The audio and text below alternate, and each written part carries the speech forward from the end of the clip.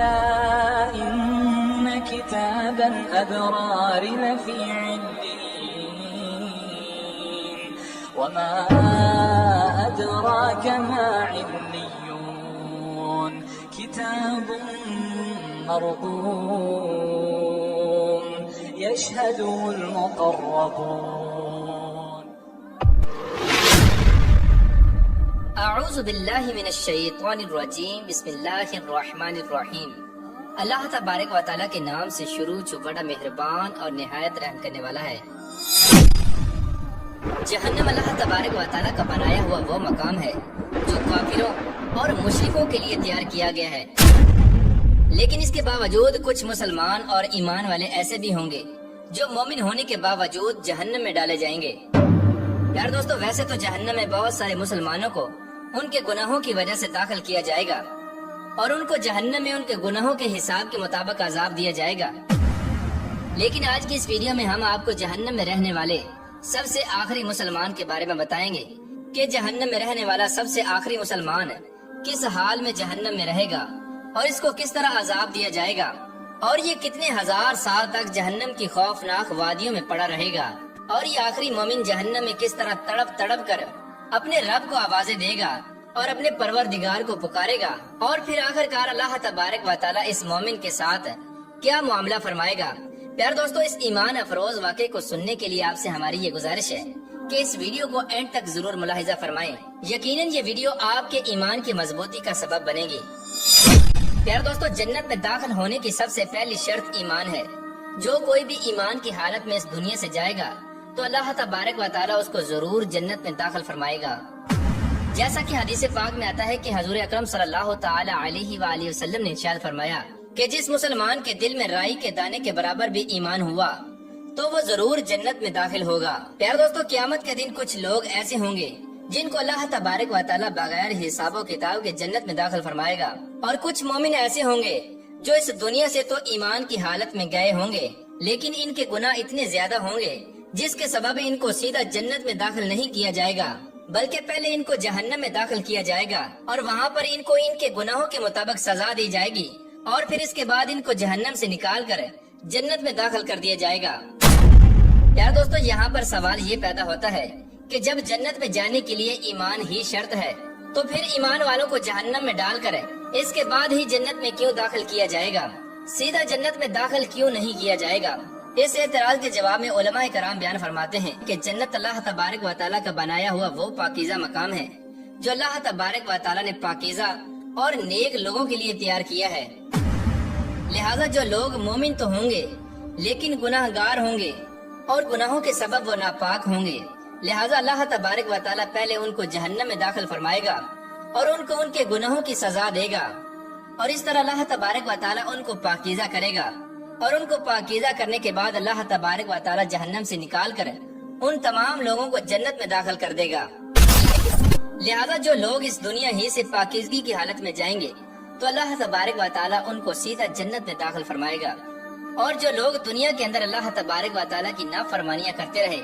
اور گناہوں کے اندر مبتلا رہے اور ناپاکی کی حالت میں اس دنیا سے گئے تو اللہ تبارک و تعالیٰ ان کو جہنم میں ضرور داخل فرمائے گا اور ان کو ان کے گناہوں کی سزا ضرور ملے گی. اور یہ بھی ممکن ہے کہ اللہ تبارک و تعالیٰ اپنی رحمت سے جس کو چاہے گا معاف فرما دے گا. پیار دوستو، اب بات کرتے ہیں جہنم میں رہنے والے سب سے آخری مسلمان کے بارے میں. اس کے متعلق روایات میں آتا ہے کہ ایک مرتبہ حضور اکرم صلی اللہ تعالی علیہ وآلہ وسلم صحابہ کرام کی مجلس میں جلوہ فروز تھے کہ ایک شخص حضور اکرم صلی اللہ تعالی علیہ وآلہ وسلم کی خدمت میں حاضر ہوا اور عرض کرنے لگا، یا رسول اللہ صلی اللہ تعالی علیہ وآلہ وسلم، کوئی ایسا مومن بھی ہوگا جو جہنم میں رہے گا؟ تو حضور اکرم صلی اللہ تعالی علیہ وآلہ وسلم نے ارشاد فرمایا کہ ہاں، ایک شخص ایسا بھی ہوگا جو جہنم کی گہرائی میں 1000 سال تک رہے گا اور یہ مومن مسلسل اللہ تبارک و تعالیٰ کو جہنم میں یا حنانو یا منانو کے نام سے پکارتا رہے گا. حضور اکرم صلی اللہ تعالی علیہ وآلہ وسلم نے ارشاد فرمایا کہ ایک دن یہ شخص اس قدر بلند آواز سے اللہ تبارک و تعالیٰ کو یا حنانو یا منان کہہ کر پکارے گا کہ اس کی آواز کو حضرت جبرائیل علیہ السلام جہنم کے قریب سے گزرتے ہوئے سن لیں گے اور حضرت جبرائیل علیہ السلام حیران ہو کر فرمائیں گے کہ یہ کیسی عجیب بات ہے کہ کوئی مسلسل اللہ تبارک و تعالیٰ کو یا حنانو یا منان کے نام سے پکار رہا ہے۔ اس کے بعد حضرت جبرائیل علیہ السلام اللہ تبارک و تعالیٰ کے عرش کے سامنے حاضر ہوں گے اور اپنے سر کو سجدے میں رکھ کر اللہ تبارک و تعالیٰ کی تسبیح بیان کریں گے۔ تو اس وقت اللہ تبارک و تعالیٰ ارشاد فرمائے گا کہ اے جبرائیل علیہ السلام اپنے سر کو اٹھاؤ۔ جیسے ہی حضرت جبرائیل علیہ السلام اپنے سر کو اٹھائیں گے تو اللہ تبارک و تعالیٰ ارشاد فرمائے گا کہ اے جبرائیل علیہ السلام بتاؤ تم نے کیا عجیب دیکھا۔ تو حضرت جبرائیل علیہ السلام اللہ تبارک و تعالیٰ کی بارگاہ میں عرض کریں گے کہ یا رب العالمین، آج میں نے جہنم سے ایک عجیب و غریب آواز سنی ہے جو کہ جہنم کے کسی گہرے گڑھے سے لگ رہی تھی، اور کوئی پکار رہا تھا یا حنان یا منان۔ تو اس وقت اللہ تبارک و تعالیٰ حضرت جبرائیل علیہ السلام سے ارشاد فرمائے گا کہ اے جبرائیل، جہنم کے دروغہ مالک کے پاس جاؤ اور اسے کہو کہ جو بندہ یا حنان یا منان کی صدا لگا رہا ہے اسے جہنم سے نکال کر تمہارے حوالے کر دے، اور پھر تم اسے میرے پاس لے آؤ۔ اس کے بعد حضرت جبرائیل علیہ السلام جہنم کے دروازے پر تشریف لائیں گے اور جہنم کے دروازے پر دستک دیں گے تو جہنم کے دروغہ حضرت مالک باہر آئیں گے اور حضرت جبرائیل علیہ السلام انہیں اللہ تبارک و تعالیٰ کا پیغام سنائیں گے۔ اللہ تبارک و تعالیٰ کا یہ پیغام سن کر جہنم کے دروغہ حضرت مالک جہنم میں اس بندے کو تلاش کرنے کے لیے جائیں گے۔ اس کے بعد حضور اکرم صلی اللہ تعالی علیہ وآلہ وسلم نے ارشاد فرمایا کہ جیسے ماں اپنے بچوں کو پہچانتی ہے ایسے ہی حضرت مالک جہنم کو پہچانتے ہیں، لیکن اس کے باوجود آپ یا حنان یا منان کہنے والے شخص کو تلاش نہ کر پائیں گے اور باہر تشریف لے آئیں گے۔ اس وقت جہنم کے دروغہ حضرت جبرائیل علیہ السلام سے عرض کریں گے کہ اے جبرائیل علیہ السلام، جہنم نے گہرا سانس لیا ہے، اسی لیے کون سی چیز پتھر ہے اور کون سی چیز لوہا اور کون انسان ہے اس کی پہچان نہیں ہو رہی۔ چنانچہ یہ بات سن کر حضرت جبرائیل علیہ السلام دوبارہ اللہ تبارک و تعالیٰ کی بارگاہ میں حاضر ہوں گے اور اپنے سر کو سجدے میں رکھیں گے اور اللہ تبارک و تعالیٰ کی پاکی بیان کریں گے۔ تو اللہ تبارک و تعالیٰ حضرت جبرائیل علیہ السلام سے فرمائے گا کہ اے جبرائیل علیہ السلام اپنے سر کو اٹھاؤ،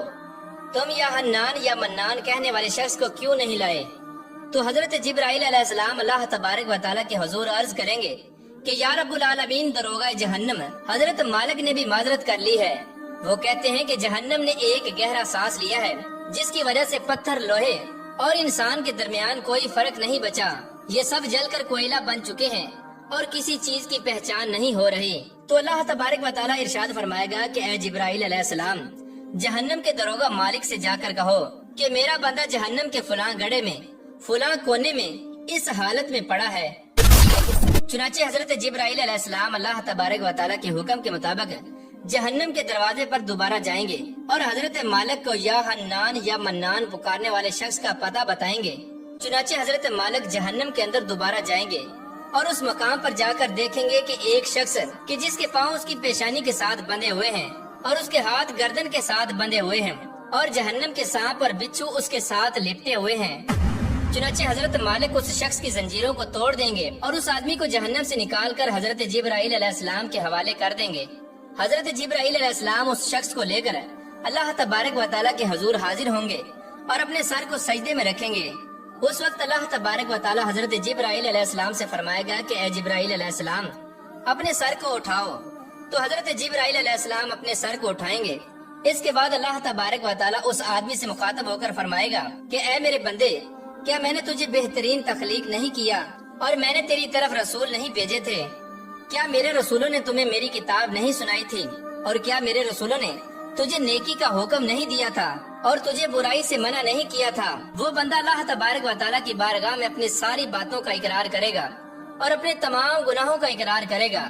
اور اللہ تبارک و تعالیٰ کے حضور عرض کرے گا کہ یا رب العالمین، تو نے میری بہترین تخلیق فرمائی اور تیرے رسول بھی تشریف لائے اور انہوں نے تیرے احکام بھی سنائے۔ تو اللہ تبارک و تعالیٰ اس بندے سے ارشاد فرمائے گا، پھر تو نے فلاں فلاں گناہ کیوں کیا؟ اس وقت وہ بندہ اللہ تبارک و تعالیٰ کی بارگاہ میں عرض کرے گا کہ یا رب العالمین، میں نے اپنی جان پر ظلم کیا جس کی وجہ سے مجھے جہنم میں ڈال دیا گیا۔ وہ بندہ اللہ تبارک و تعالیٰ کی بارگاہ میں عرض کرے گا کہ یا رب العالمین، اس کے باوجود بھی میری امید نہیں ٹوٹی، مجھے تیری رحمت سے امید تھی، اس لیے میں تجھے پکارتا رہا۔ یا رب العالمین، تو نے مجھ پر اپنا کرم کیا اور مجھے جہنم سے نکال دیا۔ اے میرے پروردگار، مجھ پر رحم فرما اور مجھے بخش دے۔ اس کے بعد اللہ تبارک و تعالیٰ ارشاد فرمائے گا کہ اے فرشتوں گواہ ہو جاؤ کہ میں نے اس بندے پر رحم کیا اور اس کو بخش دیا۔ پیار دوستو، بے شک اللہ تبارک و تعالیٰ کی رحمت اور محبت کی کوئی حد نہیں۔ اللہ تبارک و تعالیٰ کی رحمت اللہ تبارک و تعالیٰ کے غضب پر غالب ہے، اور اللہ تبارک و تعالیٰ اپنے بندوں سے 70 ماؤں سے بھی زیادہ پیار کرتا ہے۔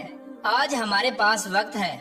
آج ہم خود کو پاکیزہ کر لیں، کہیں ایسا نہ ہو کہ اللہ تبارک و تعالیٰ قیامت کے دن ہمیں جہنم میں ڈال دے۔ اللہ تبارک و تعالیٰ سے دعا ہے کہ اللہ تبارک و تعالیٰ ہمیں گناہوں سے بچنے کی توفیق عطا فرمائے اور سیدھے راستے پر چلنے کی توفیق عطا فرمائے، اور قیامت کے دن ہمیں ان لوگوں کے ساتھ اٹھائے جو لوگ اس دنیا کے بعد سیدھا جنت میں داخل ہوں گے۔